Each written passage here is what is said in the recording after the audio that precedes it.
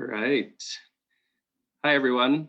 Welcome to the trauma webinar series hosted by the Trauma Awareness Steering Committee TASC of Clare County. Thank you to those of you who joined us last week and to all of you who are here with us today. My name is Jason. I am the Community Outreach Coordinator with the Northern Michigan Alliance for Children.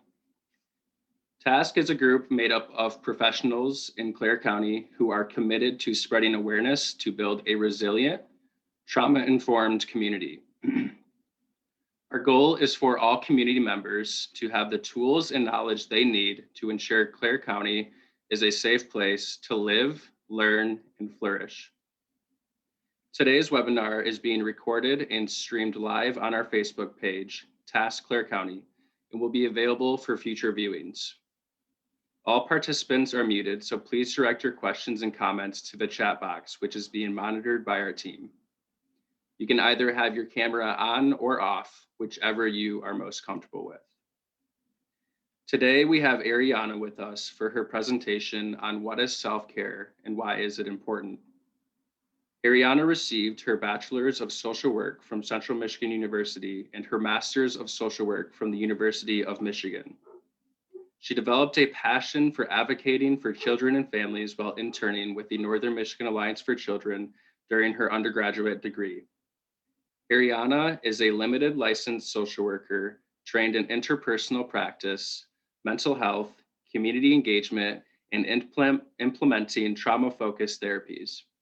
Ariana oversees MMAC's internship program and believes very strongly in applying and teaching the importance of self-care practices. With that, I will pass it over to Ariana. Thank you, Jason. Like Jason said, my name is Ariana and I'm the crisis counselor at the Northern Michigan Alliance for Children. A big piece of what I do is making sure that everyone around me has the tools to be able to care for themselves as best as they can. In a couple weeks ago, Rosalind did a presentation and shared a similar graphic to this, stating that you can't pour from an empty cup.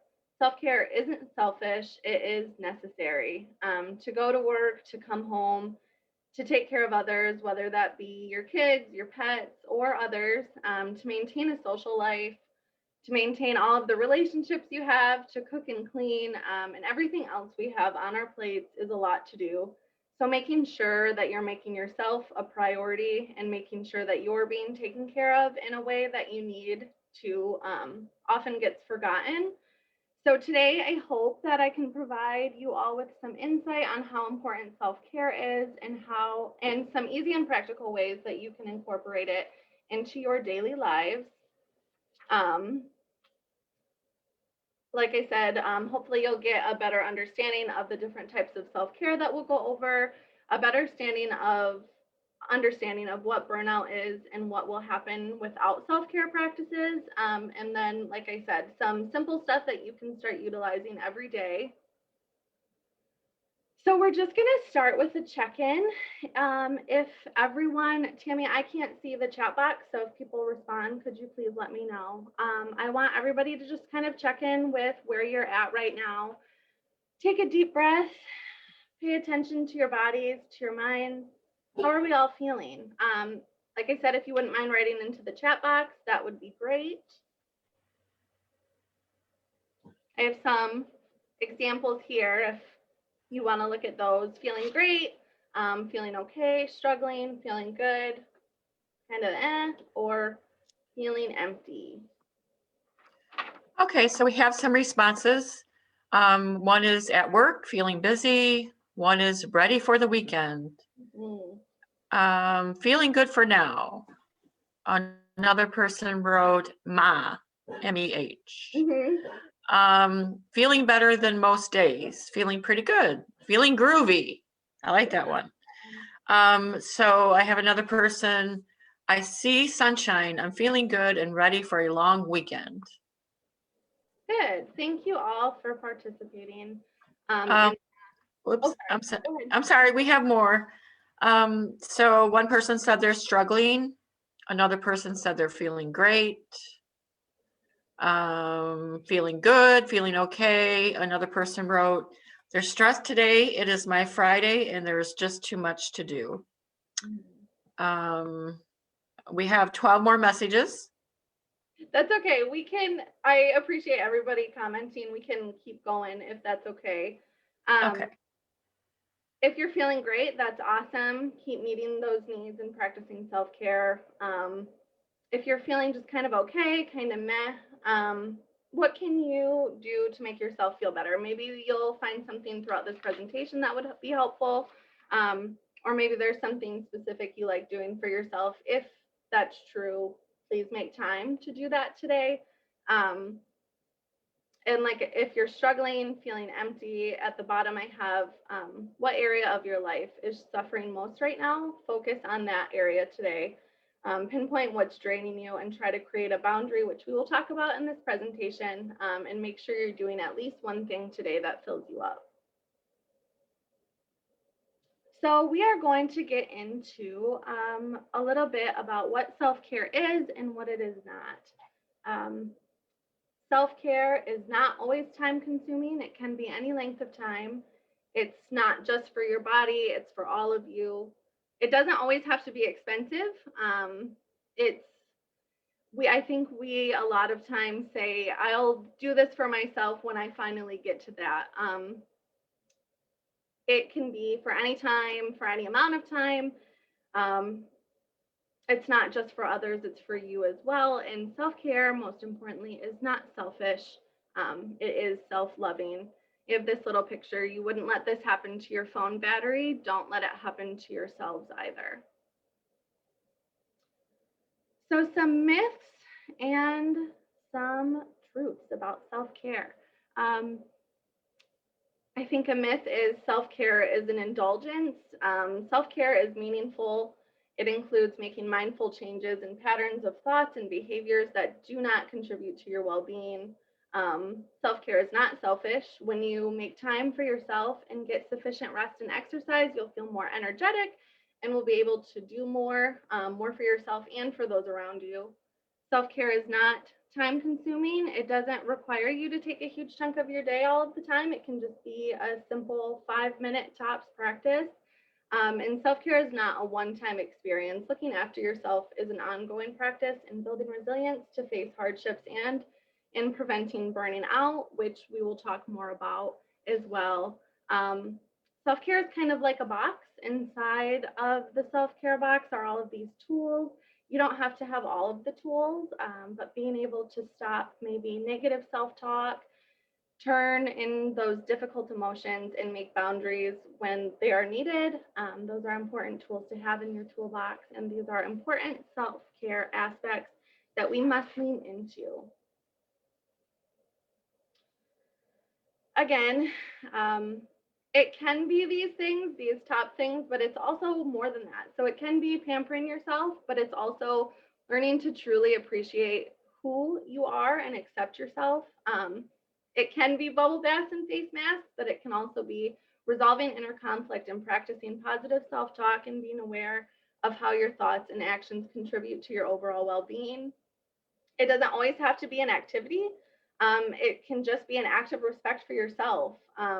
Scented candles and beach vacations are definitely on the top of my list, but it is also freeing yourself from destructive thoughts and toxic relationships. And finally, it's not just a new trend. This is a lifelong commitment to tend to your own needs and focus on your energy and replenishing the things for yourself. I think self-care is thrown around a lot as this magic thing that will fix everything.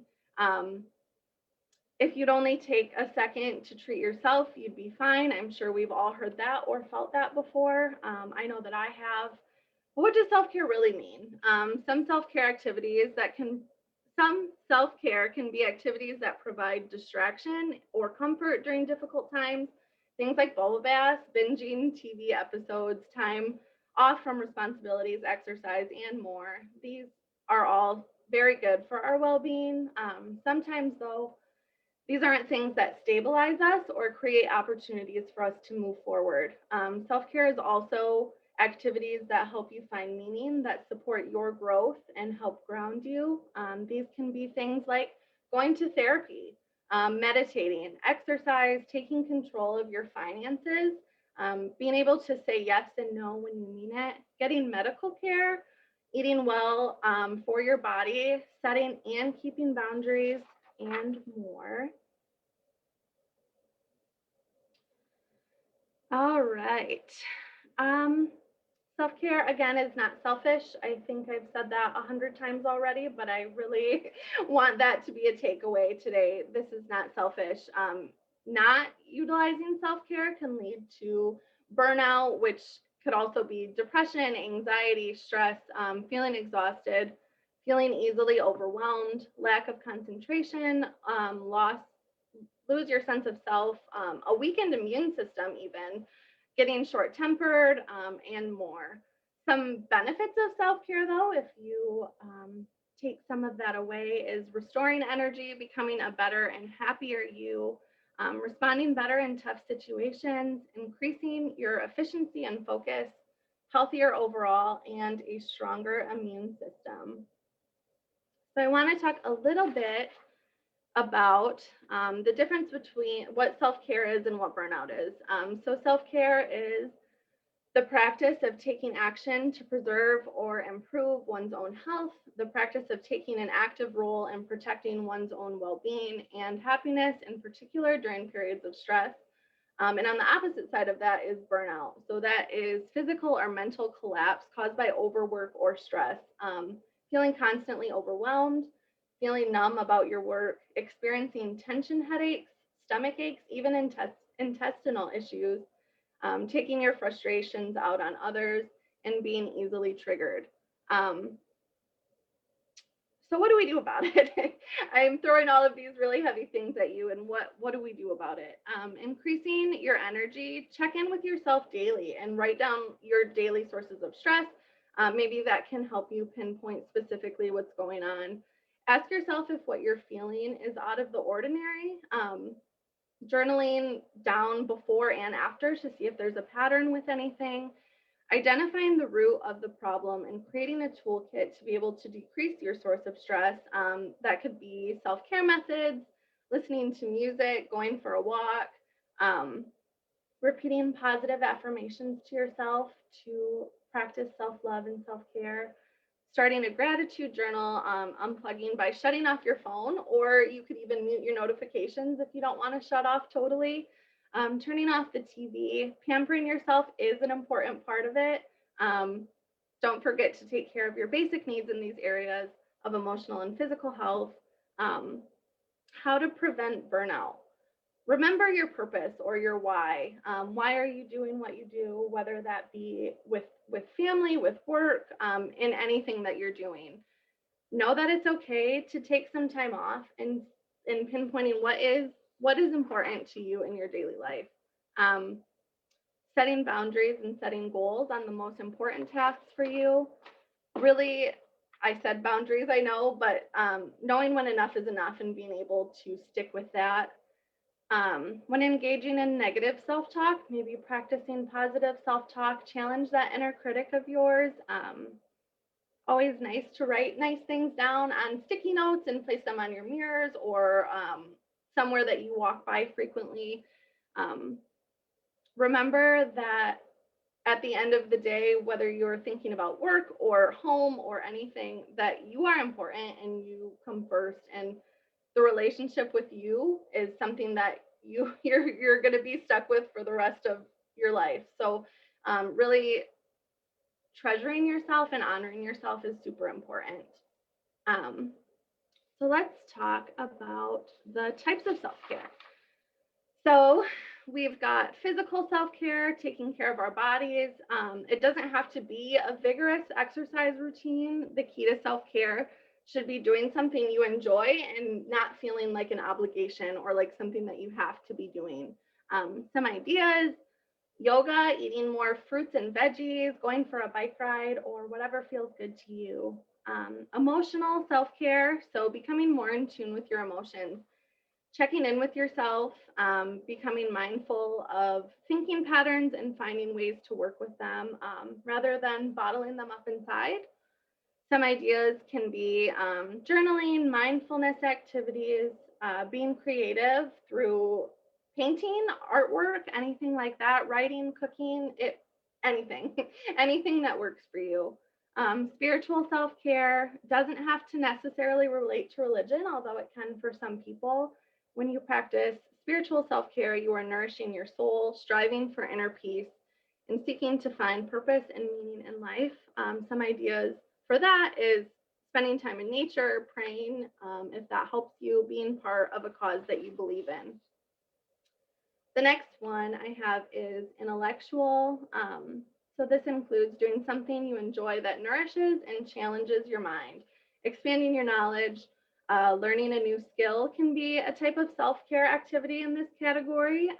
Reading a new book, learning a new language, watching a documentary maybe on something that you're interested in. The next one I have is social. Humans by nature are social beings, and I know that this one is super hard during this time that we're in with COVID and everything going on, and maybe not being able to do things that you're used to doing. And it could look different if you're more of an introvert or an extrovert. It's because of our levels of comfort in social situations differ. Some ideas can be spending time with loved ones. If that's not something you can do during COVID, FaceTime is a really great tool, Zoom meetings, things like that, to be able to get that face-to-face contact. Striking up a conversation with someone at the coffee shop when you pick up your morning coffee. Things are starting to open up, so maybe we can do a little bit more of that. And then the last one I have here is sensory. So nourishing your senses, that's sight, smell, touch, sound, and taste. An effective way of bringing your mind to the present moment and helping lower your stress levels. This could be burning your favorite scented candle, listening to your favorite music, walking barefoot on the grass. It's snowy outside in Michigan right now, but that can be an option for you. All right, so jump starting our self-care. Like I said, remember your why. It's okay if we're going through a tough time, but it doesn't make any of us any less lovable, worthy, or capable. It just means we're human. Sometimes it's messy and hard and confusing and painful. If this is you, even if it's not, I invite you to give these self-care tips a shot. Why do you do what you do each day? Why do you live where you live, work where you work, dream what you dream, love who you love? Why is not the question, it's the question. This is uniquely for you. It allows you to prioritize and let go whatever isn't serving that purpose. Embrace it, hold on to it when the storms are too big to handle. Some of us know our why and some of us don't. And for some of us, it can change over the course of our life. When you remember your why, you're checking in with yourself to see where you're at in your journey. Are you on track to living the fulfilling life that you want to live, or did you get lost and need to find your way back? I invite you all to take a moment today and reflect on your purpose, on your why. If you don't know what it is, don't judge that either. Just allow yourself some time to figure it out.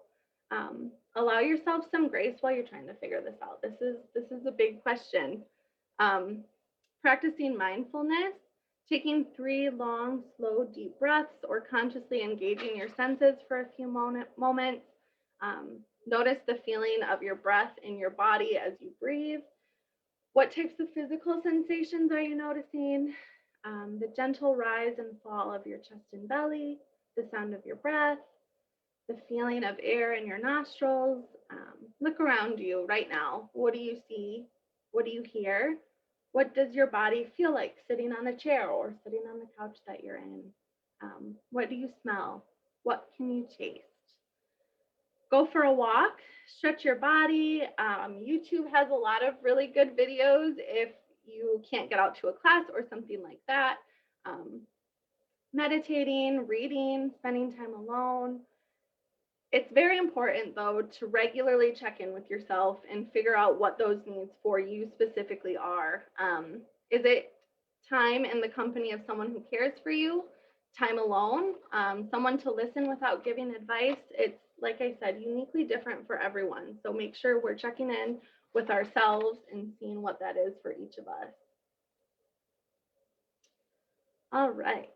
Activate your self-soothing system. This can reduce the effects of trauma or help you calm down after a conversation triggers your emotions. So what this looks like is focusing on your 5 senses. Stretching or putting lotion on could be a way to activate that touch. Slowly sipping your coffee or tea is a good taste one. Keeping an essential oil diffuser at your desk. I don't know if you can see mine behind me, but that's something that's super helpful for me. Activates your sense of smell. Looking at a picture of a loved one or something that makes you feel happy. Listening to a song that relaxes you. This can help unclutter your brain, prioritize what's bothering you, and learn what triggers certain emotions. It's easy to put your own self-care on the back burner. This is something that I do as well, especially when our jobs revolved around caring for other people. You have to commit to being intentional and truly consider self-care being a priority, not just something that you do when you have some extra time. Self-care isn't a reward, it's part of the process. I think that's important to remember. I also have on here, write it down, throw it away if you want. Crumple up that paper and throw it away. It doesn't have to be something that you continuously look over. Just get it out, whatever it is, get it out. Make sure we're drinking plenty of water. Not drinking enough water can cause mood swings, decreased energy levels, and difficulty concentrating. It's super important to stay hydrated. 5 minutes of play per day. Kids, parents, adults, all of us, trying to squeeze in a few moments doing something that doesn't require too much thought. So whatever that is for you, make sure you're incorporating that into your life as well. Do you fully exhale? I never thought much about this until I realized that I don't fully exhale. Most of us inhale much more than we fully exhale, which can elevate the amount of oxygen in our body. This can explain episodes of dizziness, blurry vision, or lightheadedness. So really make sure that you're letting it out. For kiddos, they have a really good belly breathing video if you want to check that out. I don't have that on here, but making sure that we're fully inhaling belly all the way out and exhaling belly all the way in, and really letting all of that air out. There's different breathing techniques that we can try out. There's a breath focus technique that I like is choosing a focus word that makes you smile or feel relaxed, like peace, let go, relax, whatever that word is for you. Then we sit or lie down in a comfortable place. Bring awareness to your breath without trying to change how you're breathing. Alternate between normal and deep breaths and notice how that difference feels within your body. Combining deep breathing with imagery and a focus word will help support your relaxation. If you're comfortable enough to do that with your eyes closed, go ahead. If not, that's fine too. Imagine when you're inhaling, that brings waves of peace and calm throughout your body. And imagine when you're exhaling, that washes away any tension or anxiety. Do that for a few minutes every day. That doesn't have to be a long thing, but that can be something to kind of be more aware of yourselves. So some types of rest I want to talk about. Time away, permission to not be helpful, doing something unproductive, connection to art and nature, solitude to recharge, a break from responsibility, stillness to decompress, a safe space, or alone time at home. I think in our society, there's this underlying expectation that we have to go, go, go. So thinking about resting or doing some of these things on the list feels kind of indulgent. And I don't know about any of you, but sometimes I feel a little guilty when I'm not always doing something or occupying my time. but it's necessary. Work and school are non-negotiable. Obviously, we have to do those things. And if you're a parent, you have even less time for rest. Thankfully, there are some practical ways to incorporate downtime, even in the craziest schedules. Making time for rest will recharge your ability to deal with commitments, relationships, and impact your overall health and wellness. This is because your mind and body are connected. Um, we need time to rest, and I know it's hard, but that's something that we really need to focus on. Lack of sleep can manifest physically when you're overworked. Cortisol and adrenaline pump through your blood. The boost of these hormones long term can lead to adrenal exhaustion and overall hormone imbalance. So it may seem little, or maybe we don't have time, or we don't have time to add this into our schedules. But I'm here to tell you that physical symptoms will come up if we're not incorporating these things into our life. Symptoms of which can include depression, weight gain, chronic fatigue, and more. When you take time to rest, even for a few minutes a day, you're allowing your body's cell to recharge. Meditation is super powerful. If that's not comfortable for you, there's so many other things that you can try. Even when you're taking a shower or a bath, controlling your breath while you're in the shower can be a way to incorporate this into your lives as well. All right. Boundaries, super important and super tough. Boundaries are really hard to set in place and to follow. Maybe they're easy for you. They're not super easy for me, so that's why I'm saying it's hard. Check in with yourself and what do you need right now? Love, space. Everyone needs something different. You might need to make time to do yoga, to go out and eat fast food so you don't have to cook. Maybe not doing that every day, but incorporating that into it is important. Taking a nap, like I said, what each person needs is different, and that's okay. How is your body feeling? Pay attention to the signs that your body is giving you. You'll know when it's telling you you need to rest and relax, so really pay attention to those things.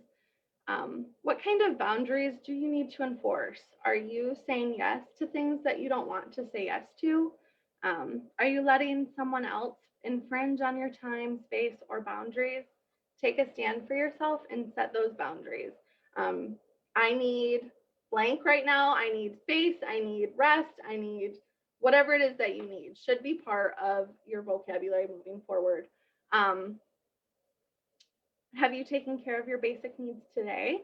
I'll be honest, I have drank probably a pot of coffee today, and I have not drank any water, which is not the best way to start. So that's something that I need to do for myself today. There's more basic needs than just shelter, food, water, and sleep. What are your basic needs? What's something that's essential that helps you function and feel good on a day-to-day basis? Whatever that is for you, do that thing. Are you holding on to anything that you need to let go of? Guilt for not doing something or being behind on something, that feeling of not good enough. I know that I get that a lot. Let go of that baggage and stop being so hard on yourselves. Like I said in the beginning, allow ourselves some grace all the time, but especially during this time that we're all going through. Make sure that we're setting boundaries with ourselves, with our family, with our work. Boundaries are important. So I just wanted to give some reminders to all of you. Your feelings are valid. You are allowed, and I am encouraging you right now to enforce some boundaries. You do not need anybody else's approval. You are capable of amazing things. You are, and you always will be enough.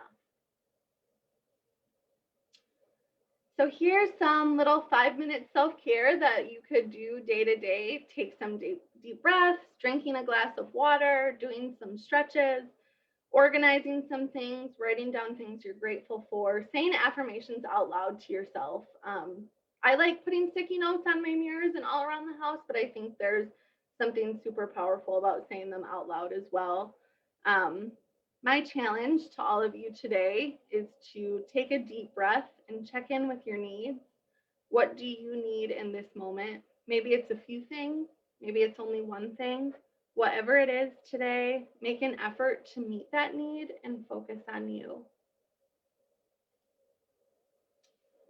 This, my friends, is the end. I think they have a survey that they're going to have you fill out before we get to some questions.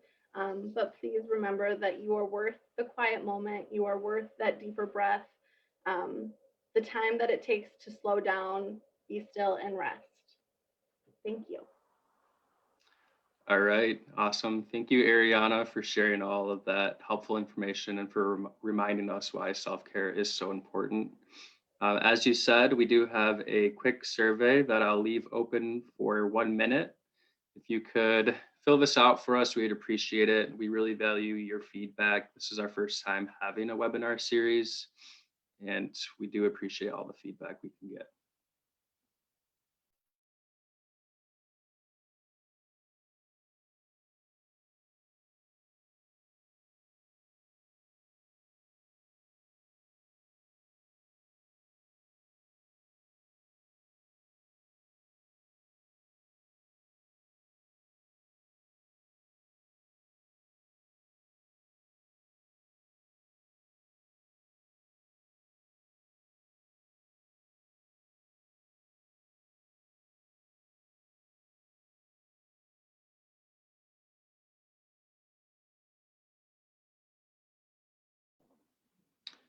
All right, I will keep the survey open for a little bit longer.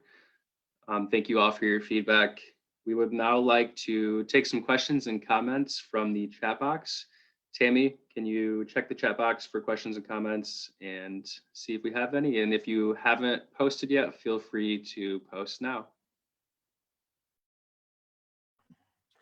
Yeah, so we have a couple comments. The first one, somebody had asked if the slides were available because they really liked the burnout slide. I didn't know if that was something to make available on Facebook. Yep, if you follow our TASC Clare County Facebook, the end of every presentation we have will be posted. So I will be posting these slides after this. Okay, and then we have another comment. This was wonderful. Thank you for that great information. It's so relaxing and I could listen to you all day. Oh, thank you.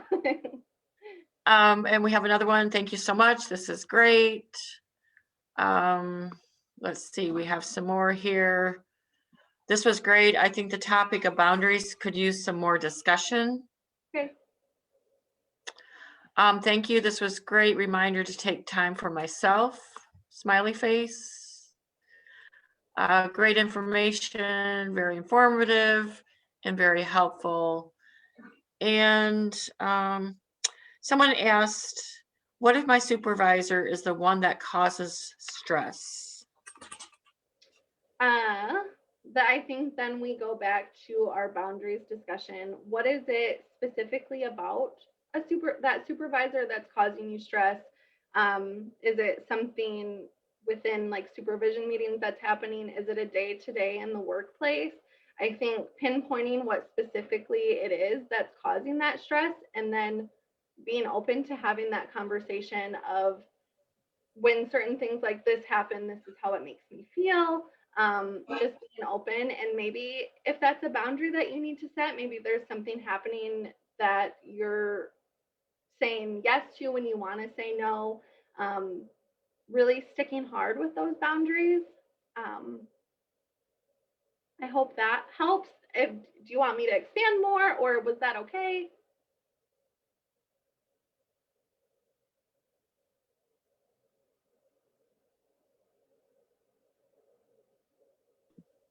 So they just said thank you for that answer.